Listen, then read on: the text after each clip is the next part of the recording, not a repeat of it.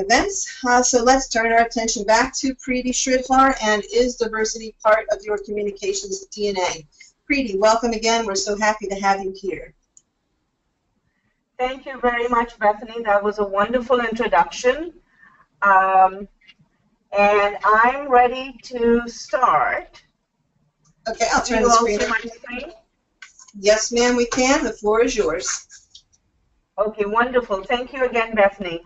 I am from the city of Renton, and for those of you who may not be so familiar with this part of the country, Renton is a suburb in the Seattle area. We just passed the 100,000 population mark in terms of the size of the city. We're also the home of Boeing. And one of the statistics I love to throw around is every 2.2 seconds, somewhere in the world, a Boeing that took its maiden flight in Renton takes off or lands. But anyway, here we are today, not to talk about Boeing, but about diversity and communications. And what I'd like to share with you is when we saw the census data come from 2000 to 2010, Renton saw an incredible change in our minority population. We had over 165% growth in the diversity in our community. And I know when I state this, this is not unique. Maybe our number was a little bigger than others. But I think this is something we're seeing across the country, across different cities, where there is a significant change in our community. And this poses for cities, nonprofit organizations, agencies across a specific challenge. Can we communicate the way we've always done? Can it be business as usual? And the way we've always, the same tools we've used. So in Renton, here are some more graphs that show that we became a majority city with, the Caucasian, the white population actually being in the minority. I want to use this time to tell you one, very critical issue that happened in the Renton area, which was in some ways a trigger, but in many ways it was also kind of what it did was enhance the need for looking at how we communicate and how we serve our community. So in late 2007, 2008, there was a terrible windstorm in the area. And as a result of that windstorm, over 500,000 people in the greater Seattle area were without power, and not for a couple of hours or a day, but for several days.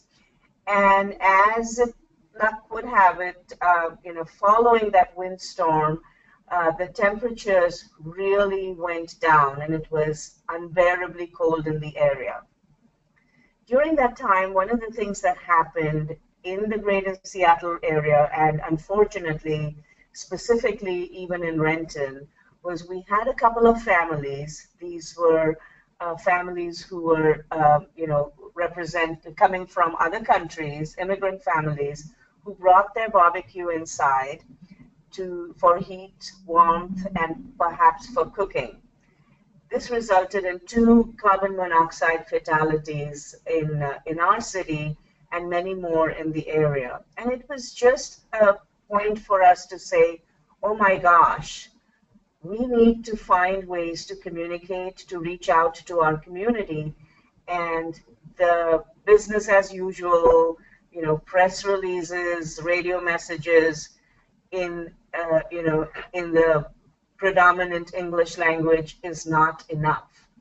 And it was a very, very disheartening situation to realize. And in fact, at that time, after those incidents, the Seattle Times had in its front cover the whole page. And those of you who look for advertising know how expensive that ink is. dedicated to messages in 10 different languages saying, do not bring your grill inside. It's, it can cause death. But this did prompt us to look at how can we do things differently? What is it that we as a city need to do to better reach out to? And you'll hear me use the word serve, because in a sense it's a lot bigger than communications. We're really fortunate here that we have a very dedicated mayor and council. And so we made it part of our mission statement and one of the 5 goals in our strategic business plan to build an inclusive, informed city with opportunities for all.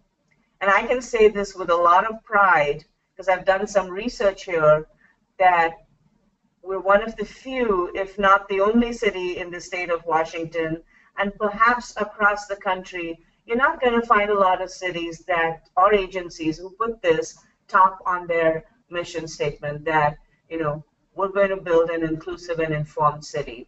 And the word informed here is of special interest to me because last year, the council actually added that word to the goal, saying not only do we want to be inclusive, but we want to make sure that our community is informed. So hurrah for communications. So, what are some of our goals? I'll go through these quickly. Anybody who needs any of this information, please don't hesitate to contact me and I will provide it to you. So our goal looked at improving access to our programs, building connections with all our communities, with that emphasis on diversity, promoting understanding and appreciation, critical, relevant, two-way dialogue and information, and then encouraging volunteerism and engagement. And all of you who've been in communications know communications is, firstly, it's about sharing, informing, it's about listening, and it's a two-way dialogue. So all these things were kind of built in as our guiding criteria. So what have we accomplished? Any questions until now on the background? Okay, I'll go ahead and please stay to ask questions, and we'll definitely have time as we go through and at the end for more questions.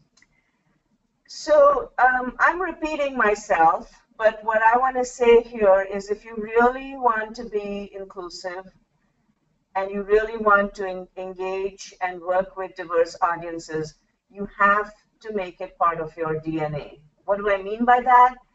It's got to be the way you think. It's got to be part of the entire system. Just having, a separate person or group or just a translated piece and saying, I did it and a check mark is not going to get you there. I've been in organizations before where we had a lot of translations. All our brochures were translated into 1 or 2 languages. The brochures sat on our countertops, went to our storage, and finally went to recycling.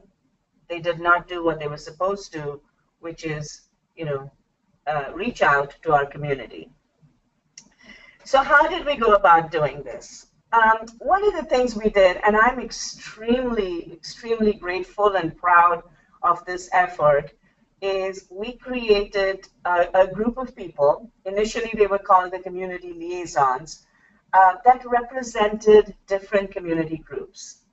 I was fortunate to be able to hire an AmeriCorps intern, and her job was go to different events, go to different festivals, from the Somali community, the Sikh community, the Latino community. Go and get to know people there. And from there, find the folks who are the leaders of that group. And they could be designated leaders like the president of an association, or they could be like my friend Julio, who's just somebody everybody knows and everybody goes to. And so with that, we created the group called the community liaisons, who then later got appointed by the mayor as his inclusion task force. And this group, and this is a photo you see of most of the members of the group, some are missing. This is from last December. And their role is to improve access, to build that connection between the communities that they serve, bring to us what are the critical needs and critical issues that are part of their membership, and then encourage participation.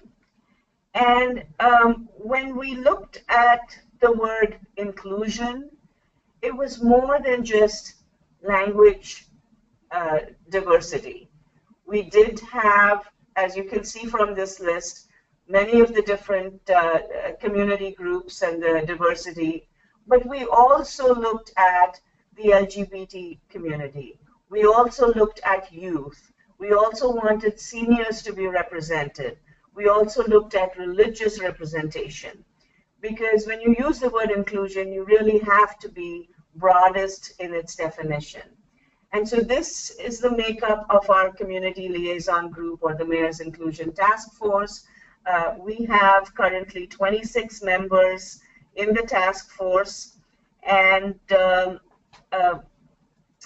we have what we do is we have bi-monthly meetings with the task force, and we work with them on various important programs. They are our, first and foremost, they are our most critical communications tool. And then we have them participate. This flyer you see here about the fireworks ban, we had our inclusion task force members help us translate that, but more importantly, help us get it out. Because you can go to a translation service, but can you make sure that the people who need that information get it out? And as we speak, we are working with our inclusion task force to plan the first ever World Festival in the city of Renton. I'll tell you a little bit more about it as I go through my presentation. So here's a real fun capture of some of the things the inclusion task force do. So last December, as we were having our last meeting of the year, the task force members came to us and said, let's have a social instead of a regular meeting. And here's what we're going to do. You provide the venue and some of the logistical help. We will invite from our communities, each one of us will bring 5 members from our community, and we will organize this. We'll have food, we'll have entertainment, and we will split up where people sit. What we were hearing from the task force, which was so wonderful, was not only were we, having them give us input and take our messages out, but they were just loving what they were learning about each other. That's another common mistake that a lot of us make. We think diversity is one block. It's not. There's as much diversity within diversity as there is in, in our world. And so for the Filipino community to interact with the Latino community and the African American and learn about each other and get to know each other has been as powerful in our quest to be more transparent and open our doors of communication. And so we had a few games on the tables. We came up with some questions, and everything you see on this slide came from the group.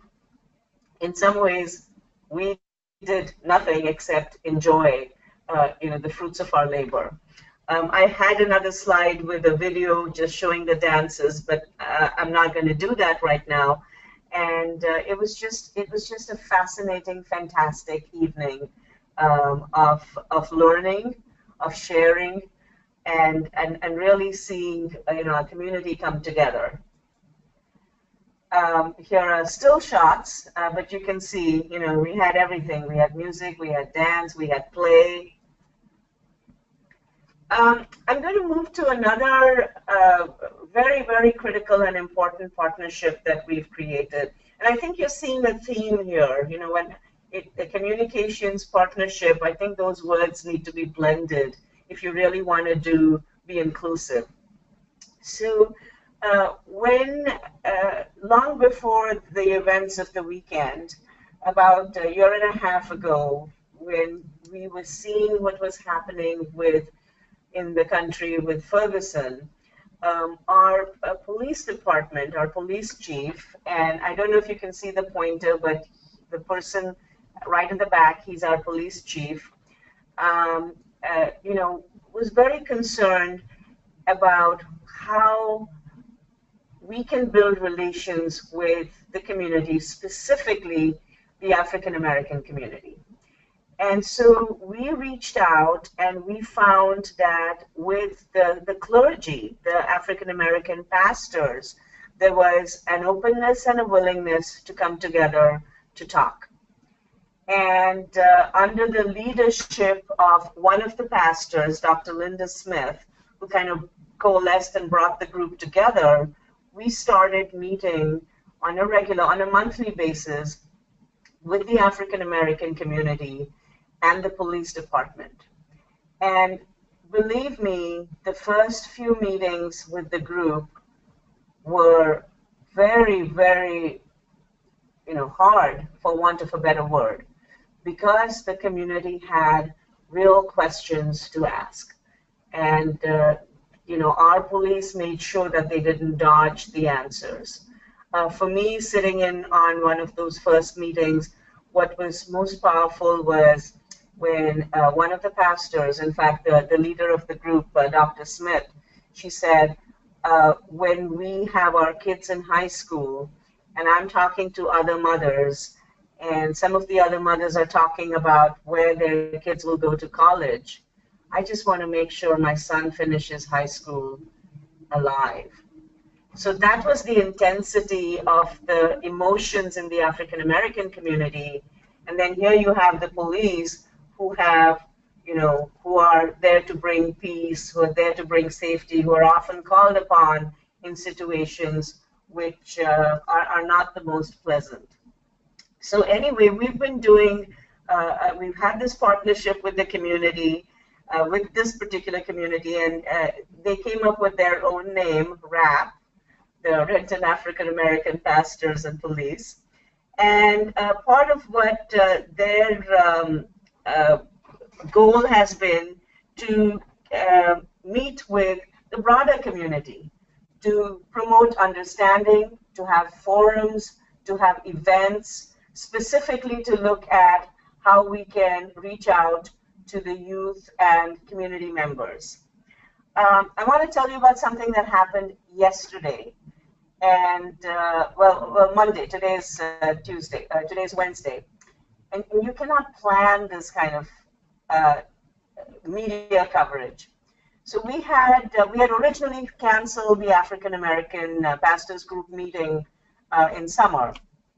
And then when Dallas happened, even before Louisiana, the mayor said, we should meet with the group because there's a lot of emotions out there. We have to meet with the group. And so we got the meeting back on our calendar, the Monday meeting.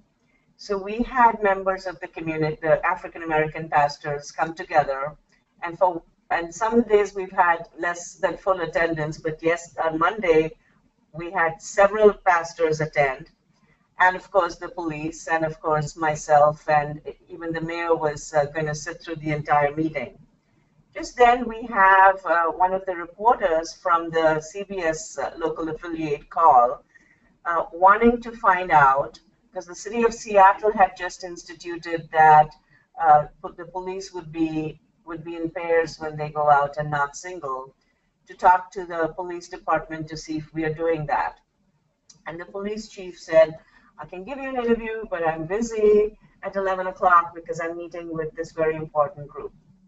And so they came and they saw the dialogue and they saw the relationship that had been built between the police department and the pastors. And the story on this was incredible, saying, while all other places are struggling, at least Renton has taken this step forward to build trust, to start building with a community that has been, throughout the nation, definitely in the press, and where there are so many issues and wounds, and simultaneously where there is fear with the police as well. So back to track, we've held several forums with the pastors, the African American community, and the youth. Open discussions, open dialogues. These are photos you can see of the pastoral group, the police chief, and the community at large. Before I go forward, any questions so far about this particular partnership and the communications and really the effectiveness of this? Yeah, actually, I've talked about. Yeah, I do have a couple actually, Preeti. One is from Scott Clemens. He has a question about how you have dealt with minority groups, if there have been any, that chose not to be engaged through the liaison and the task force. He said that in their area they have some that are really not wanting to have anything to do with government, so it's a barrier for them, and he wonders if you faced the same barrier and if you were able to surmount that. We have, and it's a process that takes time, and that takes building that trust and connection. In many minority communities, government is looked upon as you don't trust government. Government, depending on what their experience is, government can be corrupt. Government can use force. Government can be there to look at their papers and get them out of this country. And we continue to face that with some areas of the Latino community. So the great example I shared with you with the African American pastors, we've been trying to do the same with the Latino community, and we've made very, very slow progress. There has been some, but not at the same rate. And my advice is, first of all, see if there is someone in that community that you can start building that relationship with, who then can be the mediator. Sometimes working with the school district and with their kids in high school can be that first step, because there is that connection with the broader culture, language understanding, as well as the ethnic cultures, and take it slow. Take it slow and do whatever you can to let the community know that you're not there to hurt them. Sometimes small giveaways can take you a long way. Sponsor an event that they have, or a luncheon, or get them T-shirts. These sound like silly ideas, but believe me, those are the things we've tried, and it has at least taken us a step closer. That was a great answer, actually. And so maybe something related. Have you been able to have you considered undocumented workers in your strategies, and have you been able to reach them? Yes, we through our liaison. So we haven't necessarily made that one-on-one contact, but this actually came up as an issue specifically when there was changes in the laws in Arizona. So our liaison brought up to us a significant fear among members of the community, saying, are we going to be stopped, and are we going to be, sent away? And the police chief actually addressed both the liaison and also went to a meeting of the community at the church to say, we do not do that. That's not our role to look for your papers and to send you away. We did do something that was very positive with the community, specifically with the Latino community.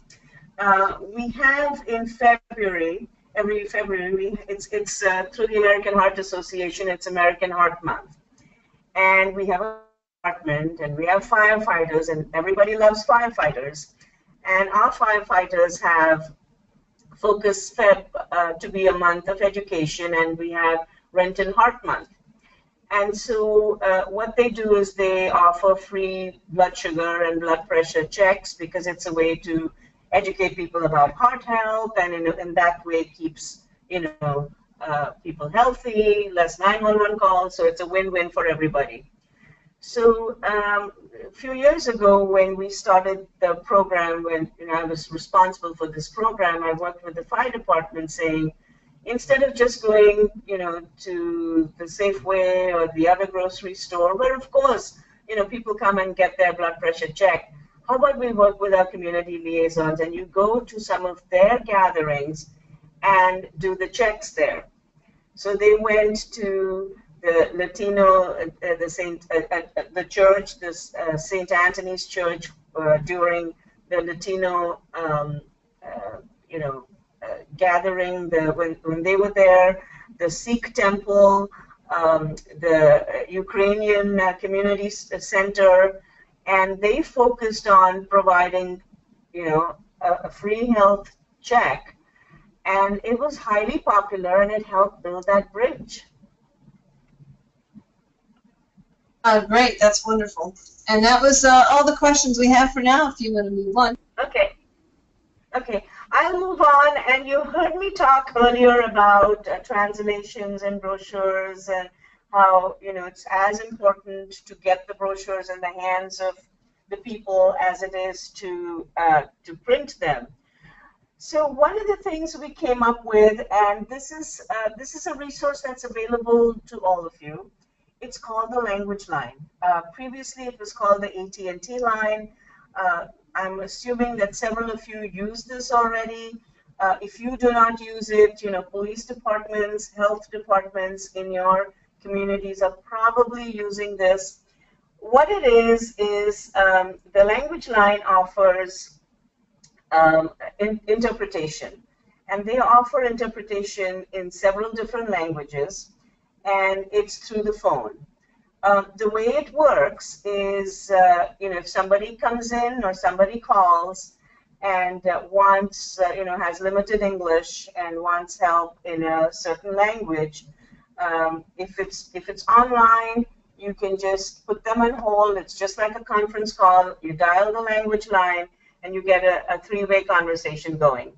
If it's a front office, if it's a customer service counter, if it's your reception, you can actually have a phone with dual handsets, like you can see in the photo here, and the person can come in and say, in fact, the person can come in and point to a poster which shows in different languages, free translation services available, and they just need to point at that, and your customer service rep can call the Language Line, get the person with the specific language, to pick up the phone and do that translation.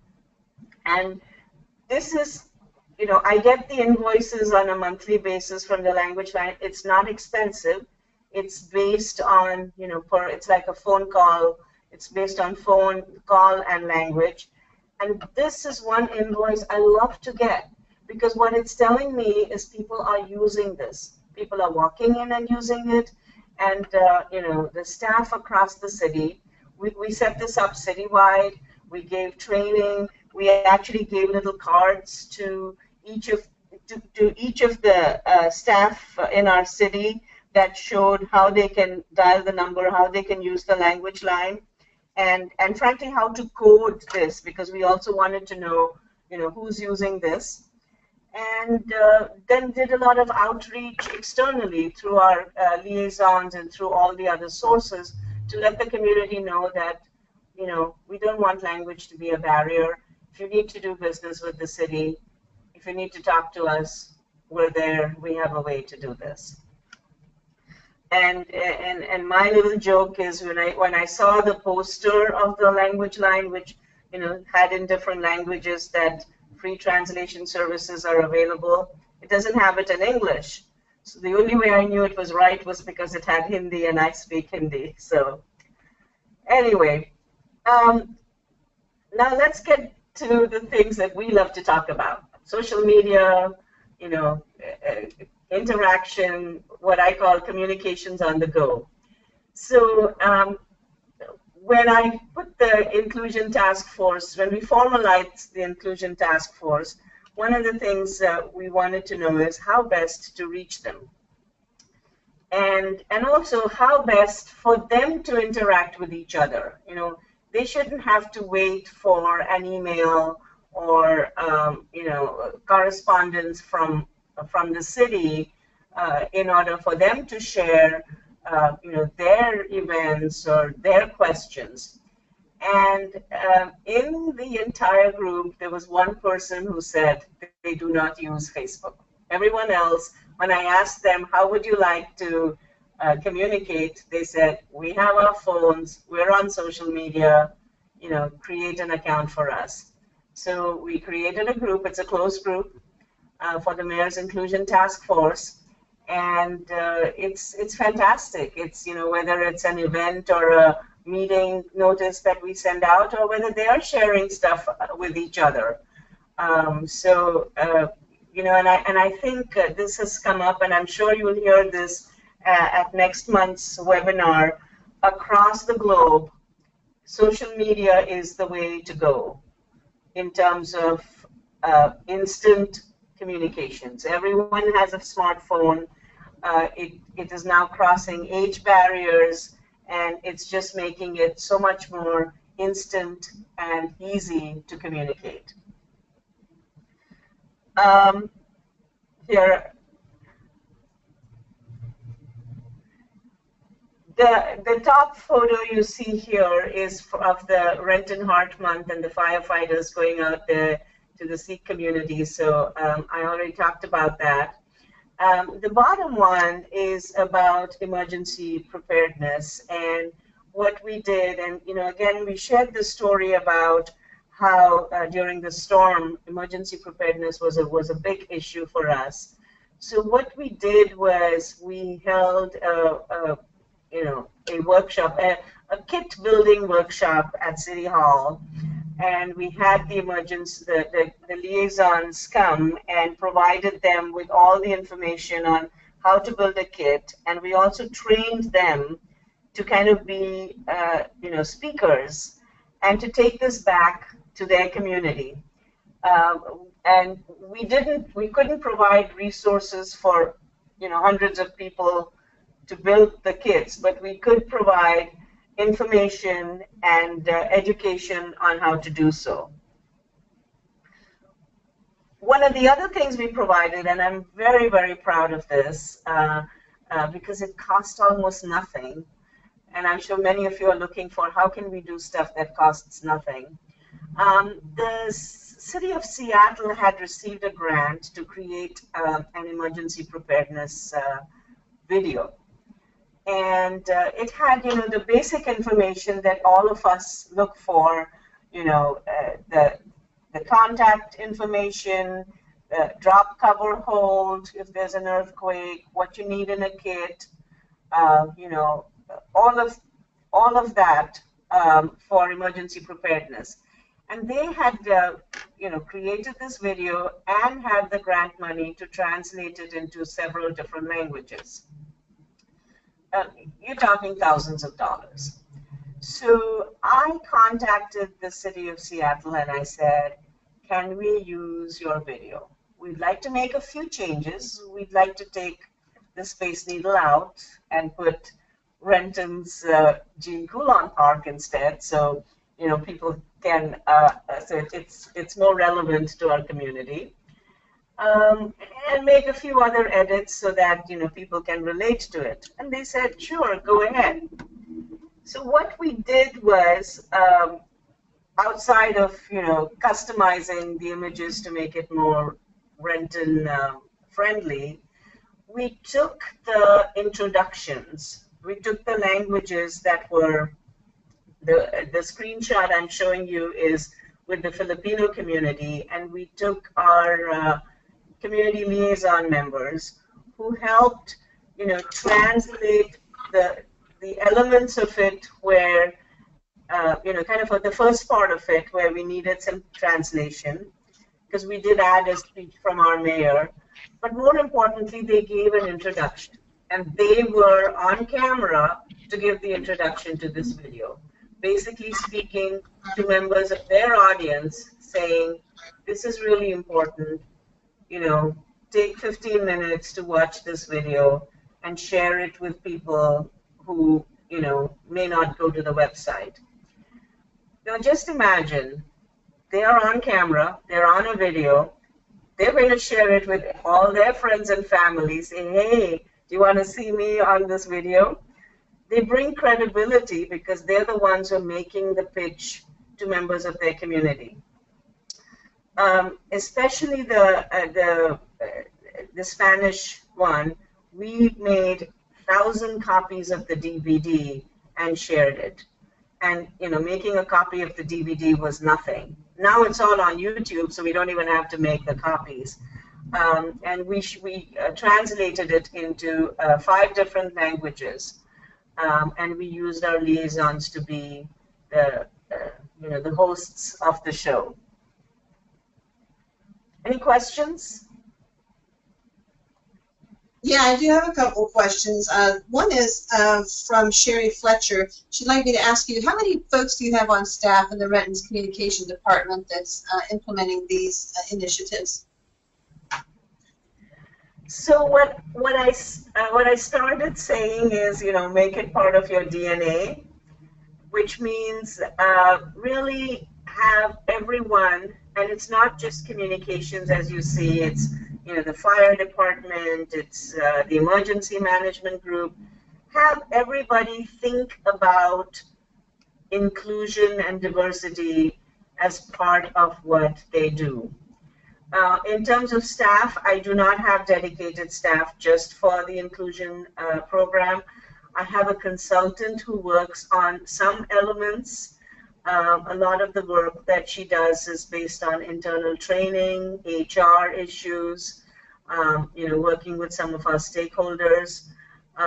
My regular communications department has 2 specialists, a web specialist, a manager, and a print shop. But again, like I said, it's not dedicated staff for this. That's one way of looking at it, or everybody is dedicated is another way of looking at it. And I urge you to get to the place where you have everybody looking at it. So. Oh, terrific, thanks. Catherine Stokes is wondering if you've included folks with disabilities in your outreach and communication. Yes, we do not currently have a member of the task force who is a person with disabilities. That group is one we're looking at. Where are some of our gaps? I will be showing you, in fact, it's the next slide, where I show you the whole program we've set up. This is in coordination with our community services, our Parks and Recreation program, which specifically has efforts that reach out to people with disabilities. And here it is. Well, it's coming. Yeah, that was the slide. The special recreation programs. And one of the things we did, it's not specific to communications, but we created, again, this was a partnership, public, private, the community was a playground, which is an all-inclusive playground, where it specifically has, the play structures, learning structures for special needs kids and adults and special learning. And so, through these through these programs, we have reached out to people with disabilities. Another area where the group with people with disabilities is very critical is, again, emergency planning and emergency management. And so we work closely with our emergency management group to actually do, some of it is going to, from door to door to going to homes and areas and schools to provide this information and to work with them. Great, terrific. And one last question for Ms. Fletcher again. Have you seen backlash or comment from the community when you provide or publicize events that have statements in multiple languages? So far, we haven't seen backlash about just the languages. We have seen backlash on certain events. Some of that is, for instance, we have a large Sikh community in Renton, and every year they have a Sikh festival. And over the years, the popularity of that festival has grown, and the number of people attending it has grown. So we've got backlash from the neighbors saying, parking and noise, and as long as the rules are followed, and we have permits, and the communities are usually very good about following that, especially since they're part of the liaison group. So we've got a way to let them know that here are things that need to be done. We are we kind of emphasize that we are inclusive, and everyone has a right to their celebrations and to their events as long as they're not breaking the law. So it does take a little standing up for your philosophy, because there is going to be someone out there who may not agree. Great, thanks. That was a good answer. And we've got about 12 minutes left until our 2 o'clock time. So if you want to continue, and let's go on. Okay. So here I'm just showing some slides of, this is outreach to the to groups with special needs, a free summer lunch for kids from minority groups. That's, again, very important, because not only do you reach out to the kids, you reach out through the kids to their families. Senior programs, very, very robust coordination with seniors. We do have a large senior population. We do have a member of our inclusion task force who specifically works with seniors. One of the things I mentioned to you is, or I didn't actually, as our demographics have changed, what has not kept up, what has not changed, is the workforce with the City of Renton. And again, specifically in the areas of police and fire. And so one of the things we've looked at is how can we, as we go forward, overnight we cannot change who works for the city, but as we go forward, how can we have, our workforce be more reflective? And this is one of the feedback we got when we did an assessment saying, what are we doing right? What can we do differently? And the way we've approached this is to say, let's look at the applicant pool. Let's encourage more members of our community to actually want to work for the city. And so for that, we've done a couple of different things. We've built a connection with the school district. The slides, the photos you see on the left are working with the STEM program in the school district, where we had, from our planner and GIS coordinator showing, there are computer jobs, to obviously our police, fire, to our street workers working with the school district during their summer programs and some of their STEM programs, to working with the public safety area, specifically looking at public safety testing, which is an entry point for police and fire. And then what we've been really proud of is a career fair that we worked with our technical college, the chamber, and WorkSource. And you can see the photo at the bottom that shows, bringing all the local companies together, as well as, actual positions and jobs with the city of Renton, and reaching out to not just, anyone and everyone, but specifically working with our diverse community groups. Renton Technical College has a really strong mix in terms of the people, the students there, and so that was one of the reasons to partner with them. This is the second year that we held the career fair at with this partnership.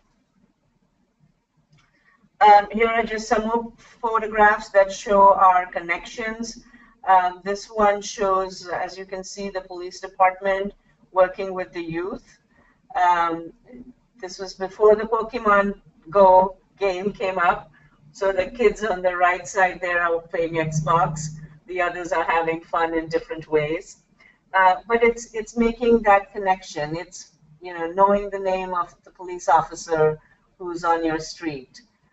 Working towards, taking away the distrust and violence that we've unfortunately seen in the past, in the recent past.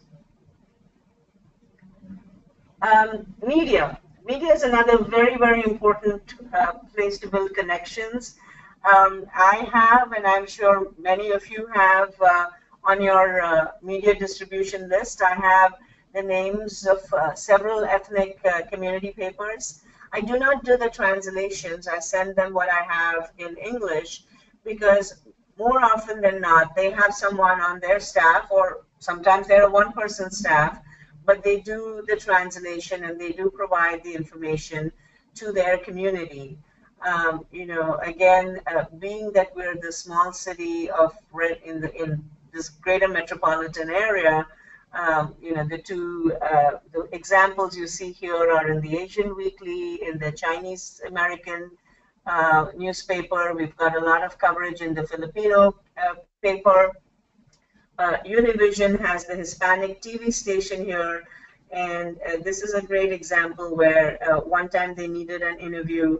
I could not find anyone on staff who knew Spanish. And our community liaison, Julio Amador, said, I will speak for you. I mean, he didn't introduce himself as the city of Renton, but he introduced himself as, a friend of the city of Renton, and it was an amazing interview.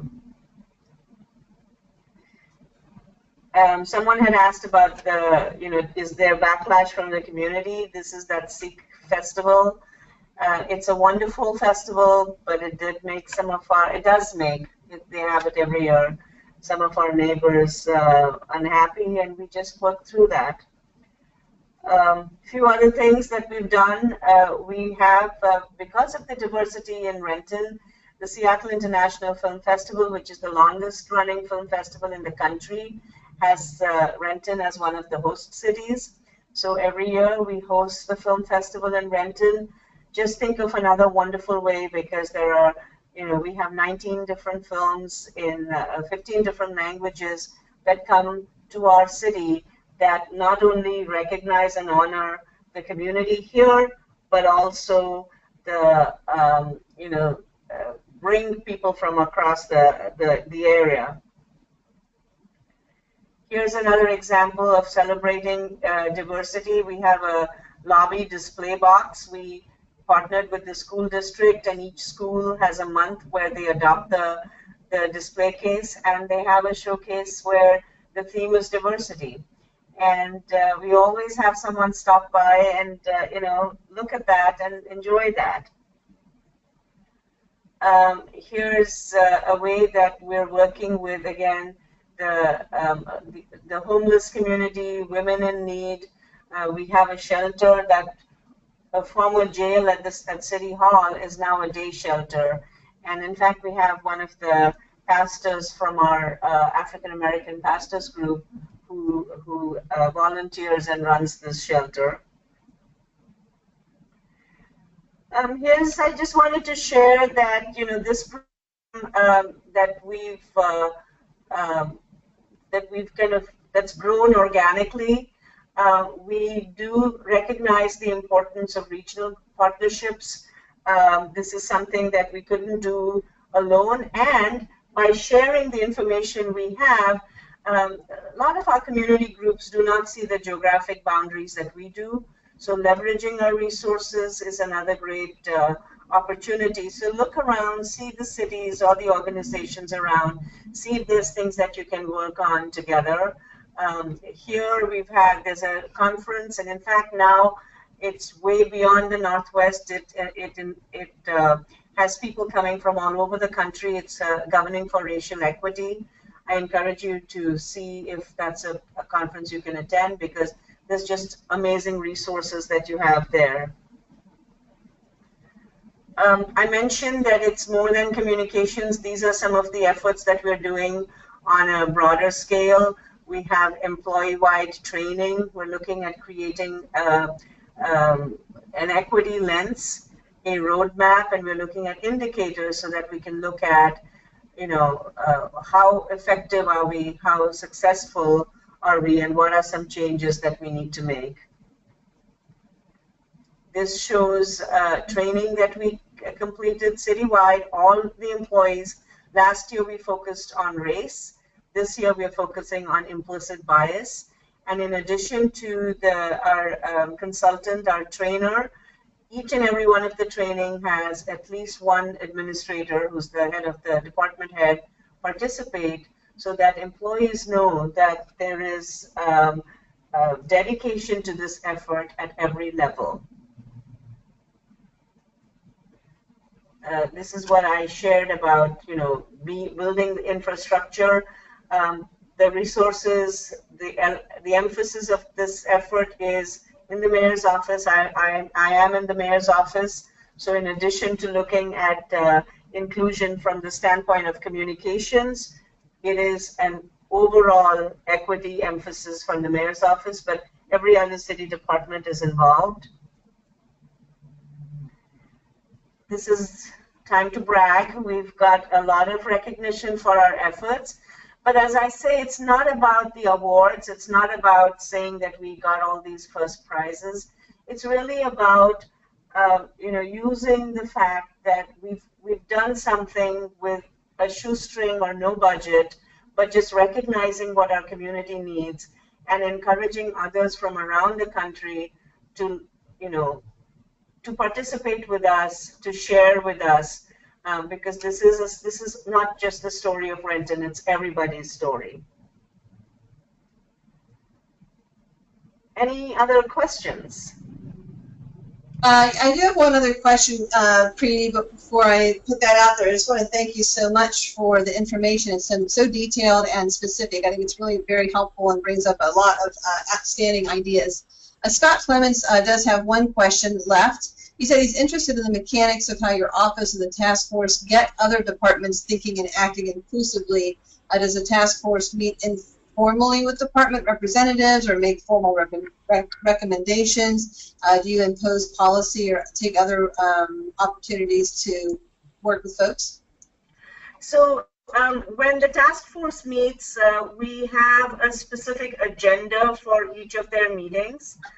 Some of this comes from the task force, and so based on that agenda item, we will involve the department, the specific department to whether it's to give a presentation or to encourage a dialogue or a question. So for example, we've had a couple of situations where we've talked about HR issues and hiring. We plan to have the next one on transportation because that's a really big issue here. So that's often the interaction, on a formal basis. If a department comes to us and says, we really need someone to be on the budget advisory committee, and this is the time, can you approach the task force members? When we do that, either we pick up the phone call and call one or two members, or we kind of send it out and say who's able to participate. But outside of that, on a regular basis, when we're looking at our systems, when we're looking at our infrastructure, you know, the we is typically me. I do have, as I mentioned, a consultant who's on board. And so with her help, and sometimes I'm not able to be there, so she runs with it. We set up meetings with departments and work through whatever it is. You know, if there's a fireworks ban and we want to work with the fire department for engagement, we contact them, we work with them, whether it's a translation or whatever the specific issue is, whether if it's an economic, if it's a festival, because we're all now immersed in planning the festival, then we work with the Parks and Recreation program and include other departments too. So there's a lot of one-on-one. I think we are blessed. Not a lot of cities have this where the mayor is 100% behind this. The council has 100% adopted this as a priority. And so the departments are taking, you know, being inclusive very seriously. I know areas where that level of support is not there. And so then that means working, you know, working both with the leaders within the institution as well as meeting the needs externally. It is more challenging in those cases. Yeah, I can imagine. So unfortunately, we're out of time, but hopefully we can reconnect with you at another time to get more detail, or if folks are interested, they can contact you through the City of Renton for just maybe some additional information. The task force is really interesting. I'd be really curious to hear how you've measured that and some sort of specifics on how that works. But I do want to thank you so much, and thanks everyone out there for joining and hanging in with us. We hope you've enjoyed today's presentation. I will expect to see you again, I suppose, on August 5th for Know Your Audience Better Than They Know Themselves, and also on the 17th for Going Global with Diverse Communications. Preeti, thank you again so much for joining us. Thank you, Bethany. Oh, you're so welcome. Have a good day, everybody, and we'll talk to you in a couple of weeks.